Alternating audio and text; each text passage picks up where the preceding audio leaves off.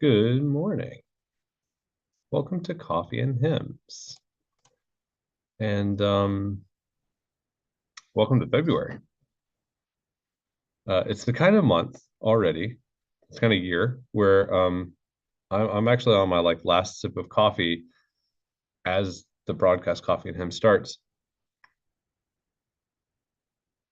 because I've already been up for a while doing stuff and trying to get stuff done. And so I'm out of coffee already. So after the broadcast, I'm gonna have to go get more coffee. But I hope you've brought with you your hot beverage, whatever you like to drink in the morning, and that you enjoyed that Sacred Harp rendition of What Wondrous Love Is This. So I thought, Valentine's Day is coming up, and so love is in the air. And so I thought we would talk about some great hymns of love. Um, of course, Valentine's Day, I always loved learning about and thinking about the different words for love that we find in the Greek New Testament, as opposed to English, where, oh, I love that, which is like, I really like that, or I love you, which may be more of a platonic love between friends or family, or I love you as in, I have some sexual desire towards you as a partner. Lots of different types of love, all the same word. But in the Greek New Testament, of course, we've got different words for love depending on the type of love. The three that I learned, one is eros. That would be the Valentine's Day love of sexual desire. And then there's philia or filio, I'm not sure which, but the brotherly love, Philadelphia. So that's, I love you. I love you guys. I love people who watch Coffee and Hymns. I love Hymn Society members. I love my church members. I love my family. These are all brotherly love type of feelings. And then there's agape love. Agape love is the love of God, the kind of the the really deep love that comes from and through God. And so that's the kind of love we're going to be talking about today. And that's, of course, what wondrous love is this is all about. This love that would go to the depths of hell, to find you and to bring you back into the embrace of God. And that's what Christ did for us. That's what that hymn is all about. I love the shape note version. I found this beautiful version by St. Olaf. It's a choral arrangement, but I thought, why not start off with some shape note singing? So there you go. There's What Wondrous Love Is This. Another oldie but goodie. This one's even much older. Is oh love, how deep, how broad, how high. This text goes way back, I believe, to the 300s, if I'm not mistaken. Uh, no, this one's 15th century. Oh, I'm thinking of the next one that we're going to do. So, oh love, how deep, how broad, how high goes back to the 15th century, so the 1400s. And it's set to a couple of different tunes, but the tune that I fell in love with this text is Deo Gratias. Bum bum bum bum bum bum bum bum bum ba da da da da. It dances to me. It's super fun, and I first encountered it in my hymnology class during my master's. We were going through Alice Parker's book on creative hymn singing, and she uses that tune as an example of when you could get like an ostinati going. Um, oh love, how deep, oh love, how, oh, what would it be like? Oh love, how deep, how broad, how high. Oh love, how deep, how broad, how high. Oh love, how deep. Get like a fifth going on that ostinati, and then the melody takes over. Oh love, how deep, how broad, how high. It fills the heart with ecstasy. And so I just fell in love with the tune because of that creative way of leading it. And then the text is great. Once again, it like what wonders love, it goes through the story of Christ. This one goes through more, all the way from the beginning through, through the ascension. So it goes through the birth narrative and death and rising and ascension. So it really goes through the whole story, which is also a wonderful thing about this text. So I found this great recording. So I'll share it with you. Of course, it's from First Plymouth Church in Lincoln, Nebraska. They have so many great recordings. And of course, Tom Trinity is such a wonderful leader on the organ. And so that's what we're going to hear now.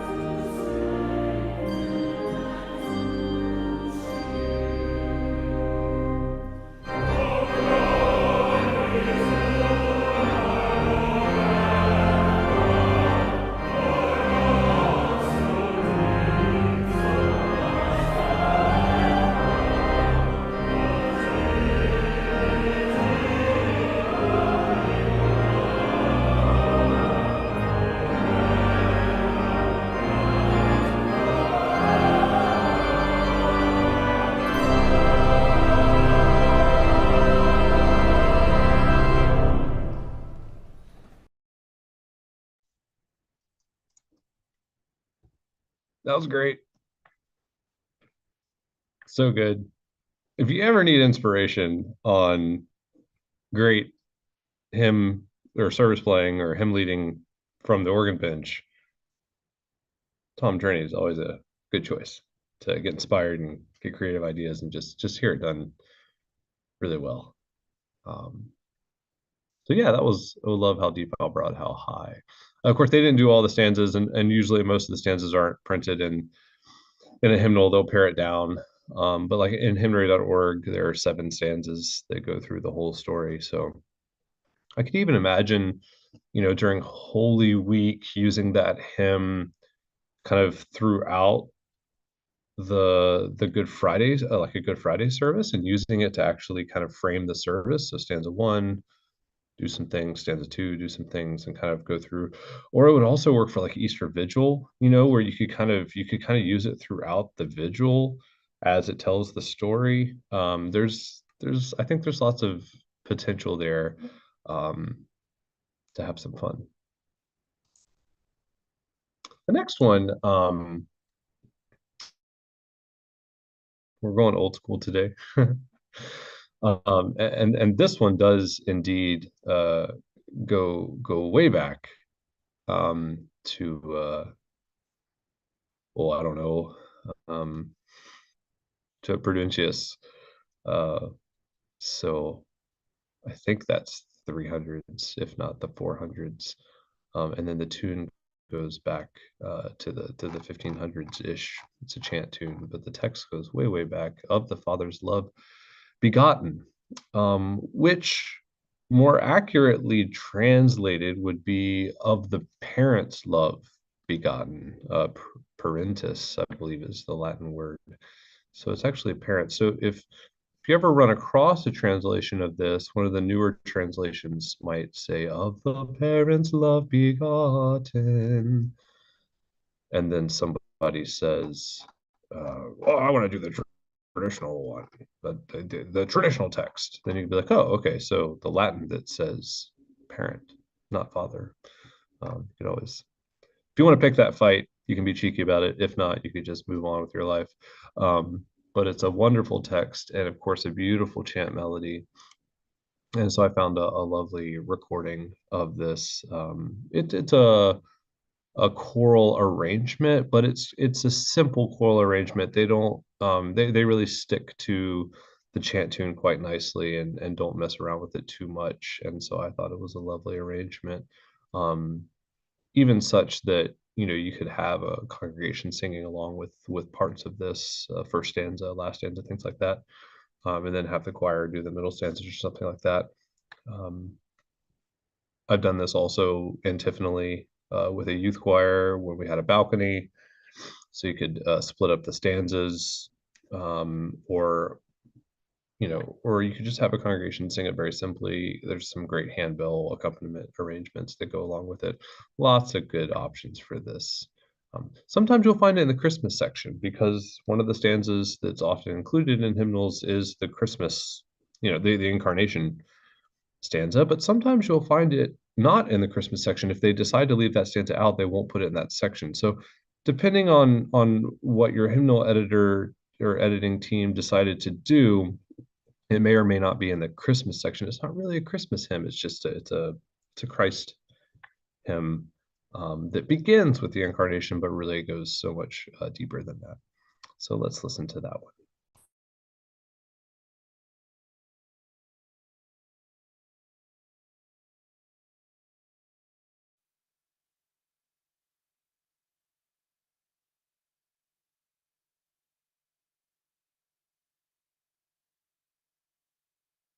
Of the Father's love begotten, ere the worlds began to be, He is Alpha and Omega, He the source, the ending, He of the things that are, that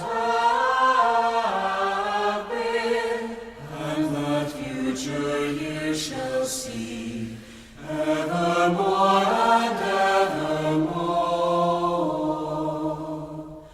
Oh, that birth forever blessed, when the Virgin full of grace, by the Holy Ghost conceiving, bore the Savior of our race, and the babe the world's Redeemer,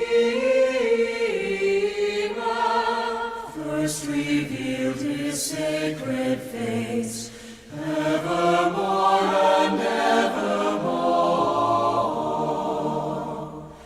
This is He who sees in old time, chanted of with one accord, whom the voices of the prophets promised in their faithful word. Now He shines the long expected. Let creation praise Him.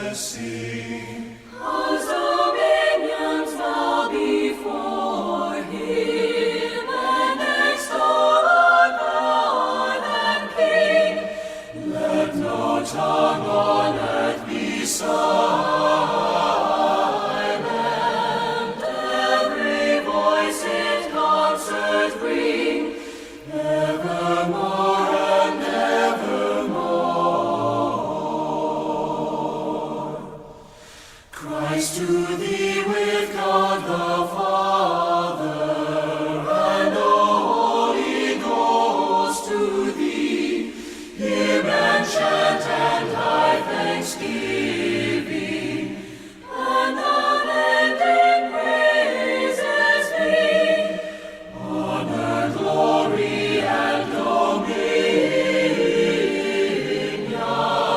and eternal victory, evermore and evermore.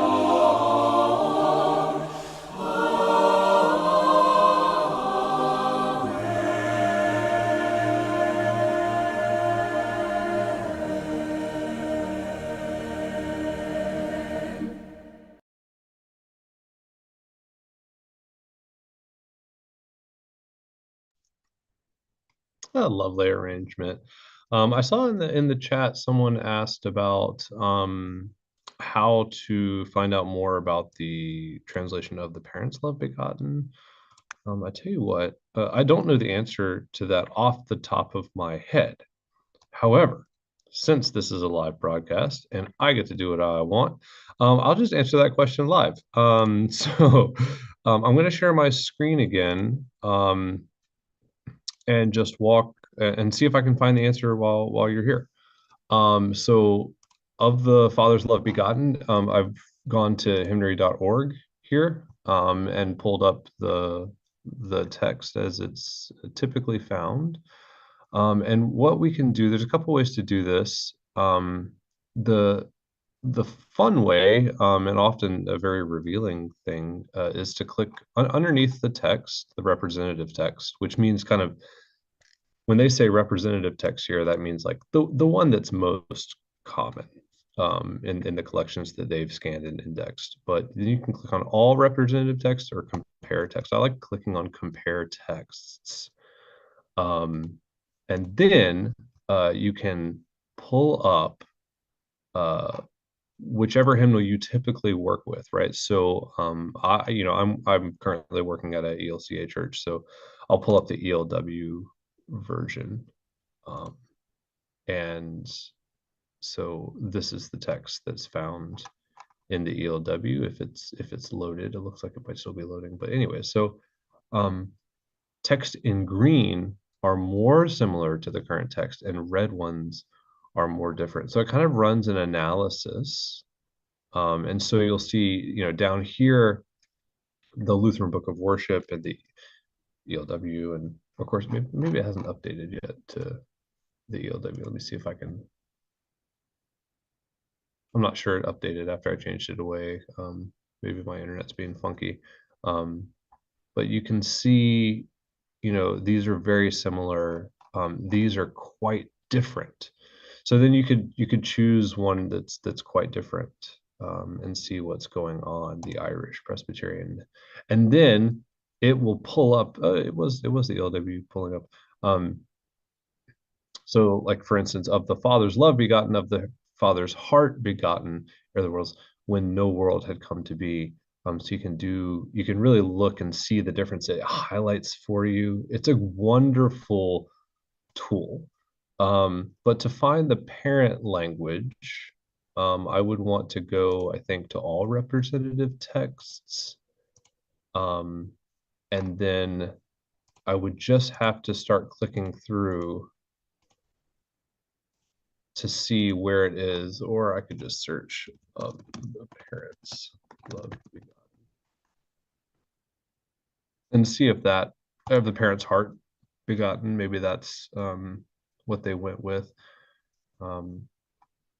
See, it even brought me button, which is funny. But it's in there somewhere. So that's how I would find it, is going through all of these instances. You can even see here they have page scans, so you might be able to find who did parent.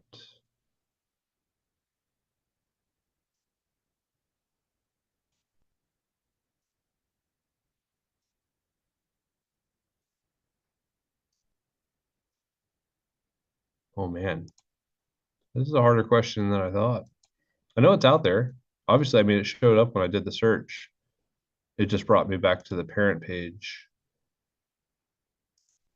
And someone's probably screaming into their screen right now, someone who knows more than me. It's in this hymnal, you dummy. Um, but it's in there somewhere. I'm just not sure where. Uh, so anywho. Oh, there you go. Someone's see, there you go. Thanks, Mike. See, it's my boss. Uh, the translation appears the New Century hymnal. The New Century. Of course, it would be the New Century hymnal that changed the translation of such a beloved hymn.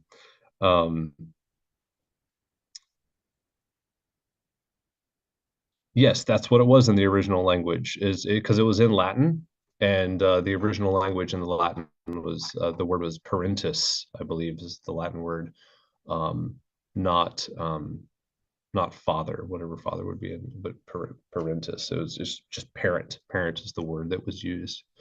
Um, so yeah, very cool. Well, that was a fun little side quest. So I was going to share a couple more, but I'll end with the Mind of God. The Mind of God, one of my very favorite hymns, is by John Bell, who's one of my very favorite people in the world. And the Mind of God is it's a hymn that I've used to sometimes in workshops to kind of give a little bit of shock and awe. Um, I first encountered it um, thanks to the Hymn Society. Someone was leading a hymn festival in Columbus. Eric Wall. Eric Wall was leading a hymn festival in Columbus for one of our conferences, and he used this hymn, and it really blew my mind. So John Bell wrote "The Mind of God." I'll use the recording off Spotify. Um, the thing I love, I'll go ahead and share my screen so you can see the text. It's hard to find online, so I'm just gonna share screen too. So there you go. The mind of God is forever changing, forever pondering what shall yet come true, forever noting every child's potential, forever restless to make all things new. The heart of God is forever changing, forever moved by each cry of pain, forever touched when we say we're sorry, forever yearning that we start again. The world God made is forever changing, forever moving between death and birth, forever turning through the season's cycle, forever clothing the productive earth.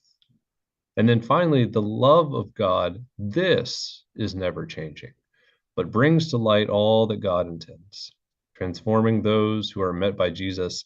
The love of God never, ever ends.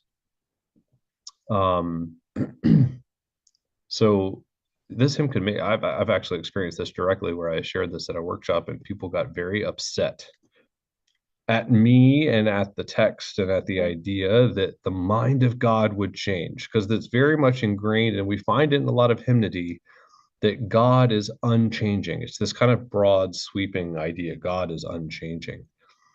Um, but that's not what the biblical witness seems to indicate in many instances, where God actually does respond to God's people. And even Jesus says, you know, we should be like the woman in front of the judge who says, please do this, please do this, please this. And the judge finally says, fine, I'll do that if you just go away and leave me alone. You know, there are all these stories that indicate that God actually does respond to us. So what do we do with that information? Because that flies in the face of some very commonly held beliefs in orthodoxy. And so this is a process theology kind of idea. And so there are very few hymns that deal with it because it's a new theological thread. But this text I find really wonderful in the tune as well. So that's what we'll end with. I hope you've enjoyed this edition of Coffee and Hymns. We'll listen to John Bell's The Mind of God.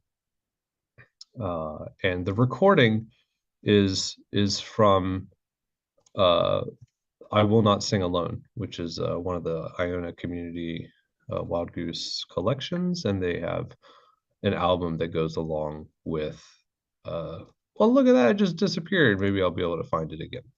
and then we'll play it. All right, so take care and enjoy this edition of Coffee and Hymns.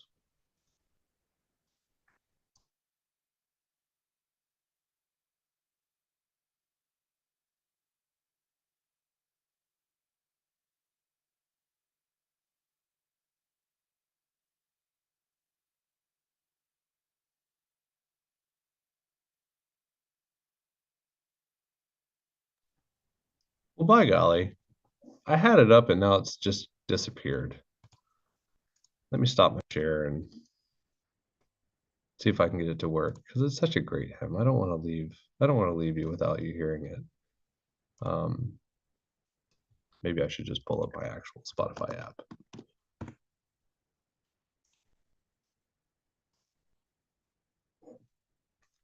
I have it saved as one of my favorites too, so I know it's there.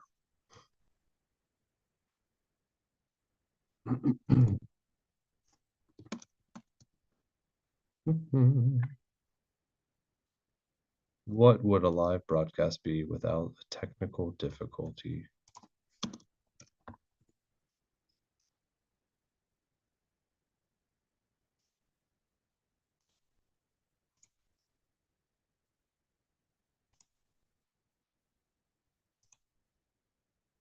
The mind of God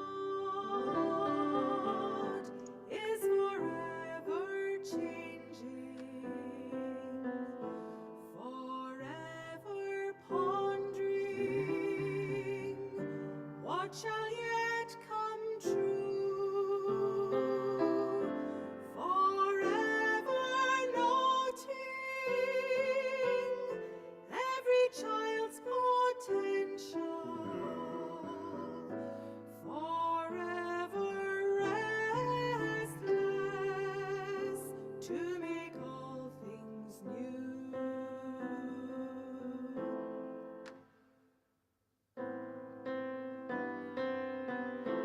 The heart of God is forever changing, forever moved by each cry of pain,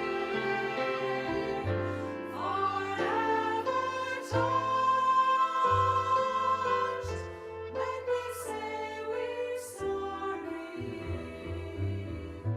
forever yearning that we start again.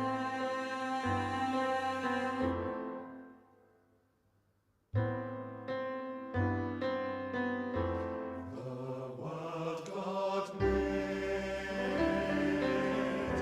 is forever changing, forever moving between death and birth, forever turning through the seasons.